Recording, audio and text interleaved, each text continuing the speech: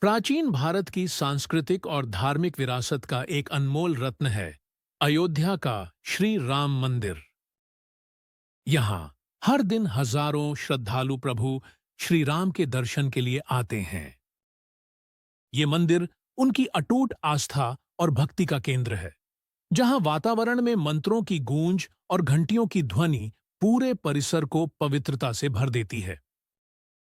लेकिन इस मंदिर की दिव्यता में एक स्वाभाविक चमत्कारी घटना जुड़ी हुई है। एक बंदर। हाँ, एक साधारण सा बंदर, मगर उसे साधारण मानना कठिन है। यह बंदर अक्सर मंदिर परिसर के भीतर आता है। वह भगवान राम के गर्भगृह के पास बैठता है, मानो ध्यान मग्न हो। और जब लोग उसे देखते हैं तो उनकी आंखें श्रद्धा और विस्मय से भर जाती हैं। कुछ इसे भगवान हनुमान का रूप मानते हैं। राम भक्त हनुमान जो अपने प्रभु के दर्शन के लिए स्वयं मंदिर में आए हों। कहते हैं इस बंदर का आना कोई साधारण बात नहीं है। जैसे ही वह मंदिर में प्रवेश करता है, भक्तों का ध्यान उसकी ओर खींच जाता है। वह शांत रहता है, कभी कभार खाने के लिए प्रसाद स्वीकार करता है और फिर वहां से चला जाता है। लेकिन हर बार उसके आने का समय और तरीका ऐसा प्रतीत होता है जैसे वह स्वयं किसी दिव्य बुलावे पर यहां आया हो। इस घटना ने मंदिर के दर्शन करने वाले श्रद्धालुओं के मन में भक्ति और समर्पण की भावना को और गहरा कर दिया है।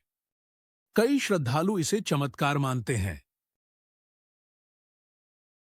वे कहते हैं कि यदि हनुमान जी अपने प्रभु राम के साथ जुड़े रह सकते हैं, तो वह बताता है कि भक्ति केवल अनंत विश्वास और प्रेम का प्रश्न है।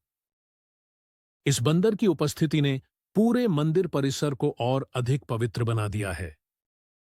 लोग मानते हैं यह घटना सिर्फ एक बंदर की नहीं, बल्कि भगवान के संकेत है कि हनुमान जी कभी अपने प्रभु को छोड़ते नहीं। उनका प्रेम और भक्ति सार्वकालिक है और यही संदेश हमें भी जीने को प्रेरित करता है। यदि आप अयोध्या जाएं और श्री राम मंदिर में दर्शन करें, तो इस बंदर को देखना भी एक अद्भुत और अलौकिक अनुभव बन सकता है। भगवान राम और उनके परम भक्त हनुमान का यह अनोखा मेल उनकी कथा को और जीवंत बनाता है।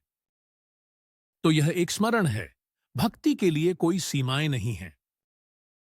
हनुमान जी का यह प्रतीक हमें सिखाता है कि भगवान के प्रति पूर्णतः समर्पण ही हमारी सच्ची शक्ति है। जय श्री राम।